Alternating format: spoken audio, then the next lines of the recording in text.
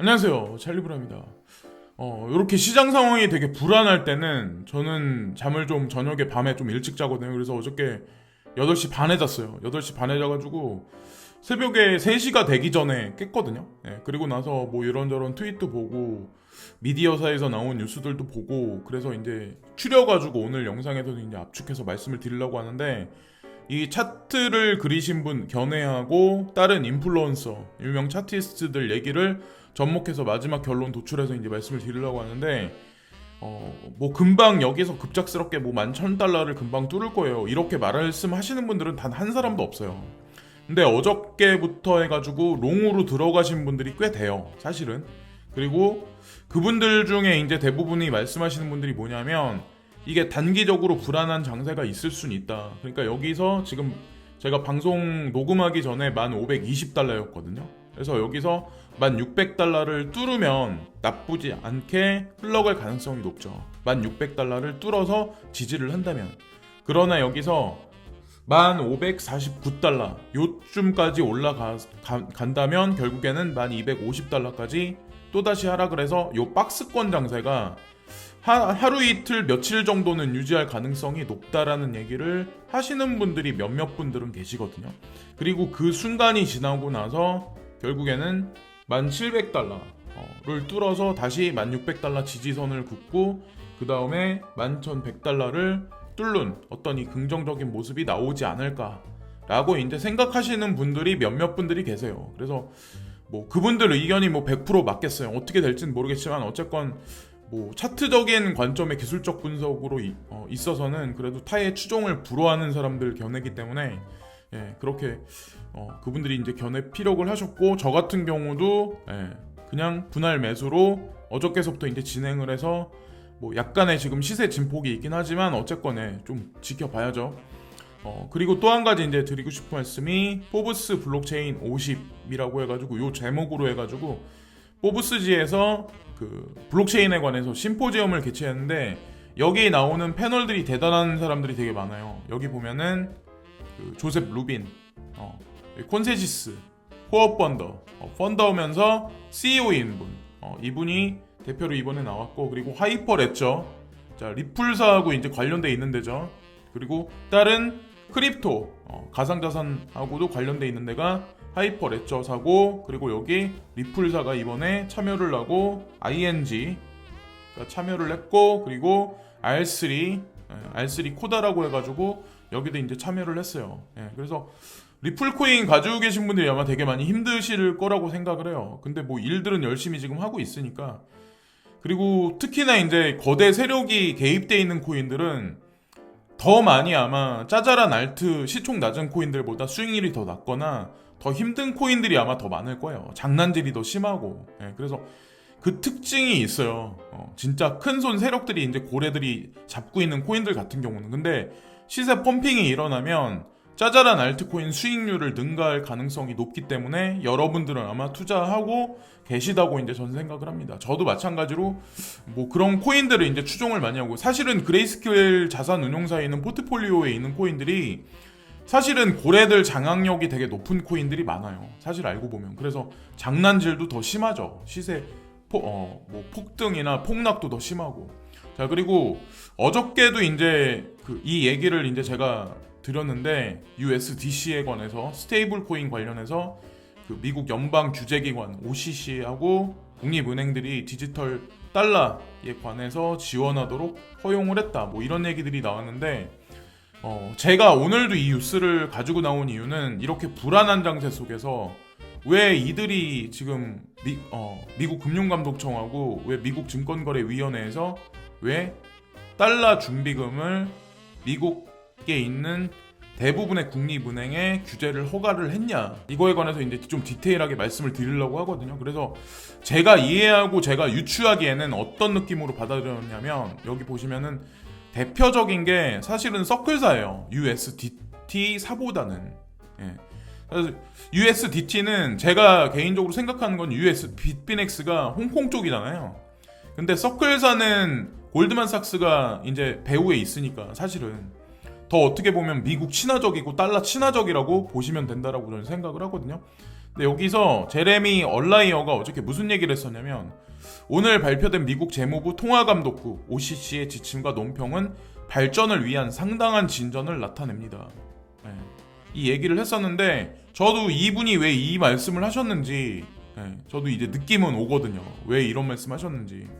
그래서 너무 지금 불안해들 많이 하시는데, 제가 느낀 건 뭐냐면, 미국 전역의 은행에 보관된 달러에, 은행이니까 달러를 보관할 거 아니에요. 달러에 그게 숫자가 됐든 뭐가 됐든 USDC가 1대1로 패그된다면 과연 무슨 일이 발생될까? 그리고 패그 시켜도 된다고 미국 금융감독청에서 그런 식으로 얘기를 했잖아요. 자, 이 패그되면 이 USDC가 어떤 역할을 할까요? 자, 이 USD 코인 USDC가 전 세계에 있는 거래소 중에 가장 많이 들어가서 볼륨량과 거래량을 차지하는 데가 첫 번째가 바이낸스 거래소예요. 바이낸스가 세 번째까지 볼륨량과 거래량을 많이 차지하고 있고, 네 번째부터가 이제 코인베이스 프로예요. 코인베이스 프로고, 여섯 번째가 이번에 그 은행의 지위를 미국 정부에서 이제 허가를 받은 크라켄이란 거래소. 그리고 여덟 번째가 폴로니엑스 미국 거래소죠. 라스베가스에 있는. 그래서 여기서 보시면 USDC가 USDT하고 또 상관관계가 있어요. 그러니까 제가 왜 이런 말씀을 드리는지 아마 이 전에 뉴스를 보시면 아마 여러분들이 이해를 하실 거라고 생각을 합니다. 1대1 패그가 된다면 볼륨량이 더 많이 극대화돼서 앞으로 올라갈 가능성이 있다는 거죠. 그래서 이게 이더리움이나 비트코인에 페어가 돼 있다는 얘기는, 이게 시세가 분출되든 아니면 이 볼륨량을 키우면 이게 또 다시 이 에너지가 알트코인 쪽으로 넘어가거든요. 그래서 에너지 공급하는 그 어떤 그 관을 더 크게 만들었다. 저는 이제 그렇게 인식을 했었고, 지금 현재 상태를 현재 지금 가상자산 시장에 관해서 사람에 따라서 보는 시각은 분명히 틀려요. 걱정된다. 이거 이러다가 그냥 세력들 다 털어먹고 그냥 망하겠다. 근데 여러분들 하나하나 뉴스에 꾀를 한번 맞춰보시고 퍼즐 하나 맞춰보시면 전체 생태계 인프라를 확대 중일까? 확대 중이에요. 지금 현재. 그리고 무슨 일이 일어나는 중인가를 먼저 체크하는 게 먼저예요. 내가 가진 코인의 시세를 보는 거는 사실은 후차적인 거예요. 제가 그랬잖아요. 진짜 큰 돈이 오가는 세력들이 껴있는 코인들은 더 장난질이 더 심하다니까요. 항상 그래 왔어요. 여태까지. 그리고 불장이 오기 시작하면 그런 코인들이 더 크게 올라갈 확률이 되게 높아요. 단 중요한 건 시총 상위에 있는 코인들, 그리고 거대 자산 운용사, 가상자산 운용사의 포트폴리오에 있는 코인들이라면 걱정하실 필요가 없다라고 저는 생각을 합니다. 그래서 이게 가상자산 어떤 그 생태계라고 봤을 때 베이스먼트를 깔고 지금 철골 구조를 올리고, 여기다가 이제 콘크리트를 붓고 유리를 끼고 지붕을 올리고, 이런 단계를 서서히 1년 지나면서 저는 마무리할 거라고 저는 생각을 하거든요. 근데 영양분이 되는 거는 USDC와 USDT가 되겠죠. 그런 그림으로 보시면 되고, 네오코인이 3만원 가까이 찍은 다음에 지금 조정이 들어가서 22,000원대 정도에 머물러 있는데, 이 네오코인에 관한 메타는 저는 버리지 않았거든요. 그러니까 트레이딩을 해서 이익분을 창출하고 그 다음에 개수 늘리기를 하는 거는 맞아요. 분명히 저도 이제 말씀드렸지만, 근데 하는 건 맞지만 이 코인을 포트폴리오에서 버리지 마시라는 의미에서 오늘 한 번 더 이제 말씀드리는 거예요. 제가 왜 그런 말씀을 드리냐면, 자 보세요. 11월 3일이 미국 대선이에요. 자, 11월 3일이 미국 대선이고 11월 3일 전까지 주식시장이든 가상자산 시장이든 어떻게 될지 모르겠어요. 근데 저는 가상자산 시장은 주식시장이 좀 피곤해지고 달러 인덱스가 만약에 여기서 줄어들면 결국엔 저는 가상자산 시장은 올라갈 거라고 생각하거든요. 근데 중요한 거는 11월 3일 날 미국 대선이 끝나면 불확실성은 사라져요. 바이든이 잡든 트럼프 대통령이 다시 잡든 불확실성이 사라져요. 그러면 이 시장은 어떻게 되냐. 그리고 또한 중요한 게 11월 11일이 광군절이에요. 중국 광군절. 네. 이때 아마 이커머스 쇼핑을 되게 많이 할 거예요. 온라인으로 쇼핑을 중국에 얼마나 사람들이 많아요. 그죠? 그럼 이게 또 주식시장하고 또 관련이 있을 거예요. 그리고 지금 사람들이 코로나로 인해서 폐쇄됐기 때문에 뭐 아마존이나 아니면 알리바바를 이용을 되게 많이 할 거라고 저는 생각을 하거든요. 그럼 그 주식도 분명히 반응이 그 전부터 아마 분명히 있을 거예요. 매집을 할 사람들은 미리미리 매집을 했을 거고, 광군절이 있고 11월 마지막 주가 또 블랙 프라이데이예요. 주식시장, 코로나, 그리고 DCEP와 알리페이, 위챗페이, 그리고 11월 11일 날 이 광군절에 DCEP, 중국의 인민폐를 DCEP를 오픈한다. 이런 루머도 지금 돌고 있거든요. 그러면 이 DCEP가 결국에 연결된 거는 민간 쪽에서 12DC는 알리페이하고 위챗페이다. 위챗페이를 사용할 거다. 제가 이제 예전에 말씀드렸죠. 예, 분명히 이걸 사용할 거라고 생각하고, 이거와 맞물려서 저는 네오코인 메타도 다시 한번 이제 하반기 들어서 올라갈 거라고 이제 생각을 합니다. 그리고 미국 같은 경우는 페이스북을 이용해서 디지털 달러의 관여를 분명히 할 거라고 이제 저는 생각을 합니다.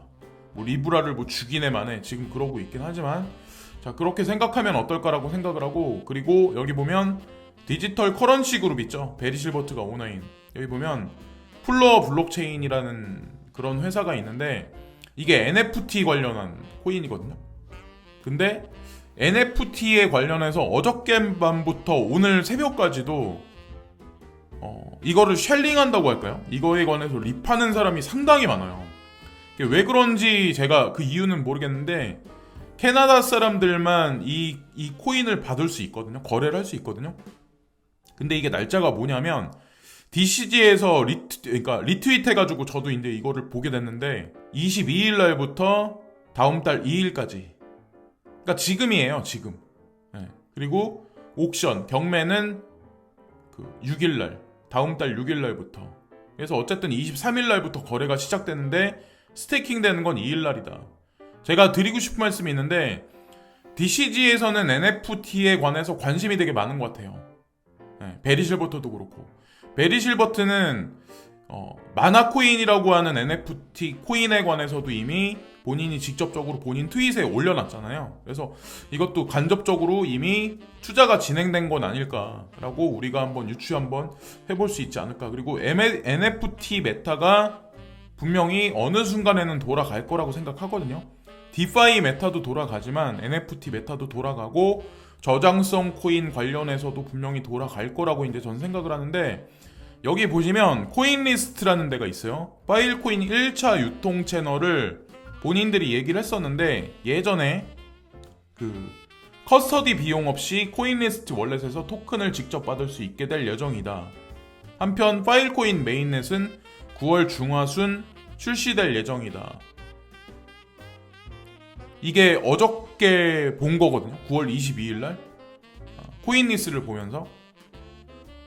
그래서 이 날짜대로 진행이 돼서 코인 유통이 될지, 아니면 코인이 진짜 유통되는 게 10월 5일 날이라고 전 알고 있거든요. 그래서 10월 5일 날이 뭐 파일코인 메타가 돌아갈지 모르겠지만, 아마 시아코인하고 스토리지, GNT에 관해서 물려 계신 분들이 아마 되게 많을 거예요. 지금도 비트코인이 폭락을 하면서 알트코인이 이제 폭락세가 더 깊으니까. 근데 시아코인이나 스토리지나 GNT가 스캠 코인들은 아니에요. 평가도 나쁘지 않고 근한 역사도 한 뭐 4, 5년 정도 됐고, 그리고 중요한 건 시아코인 모회사가 300만 달러의 투자를 유치받았다. 뭐 이런 뉴스가 코인리스트에 나와서 이제 말씀드리는데, 제가 결국에는 비트코인의 큰 손이 결정권자예요. 전체 시장은. 그리고 이 결정권자들이 이들이 파일코인 ICO의 투자자이기도 해요. 사실은 제가 알기로는 그래요.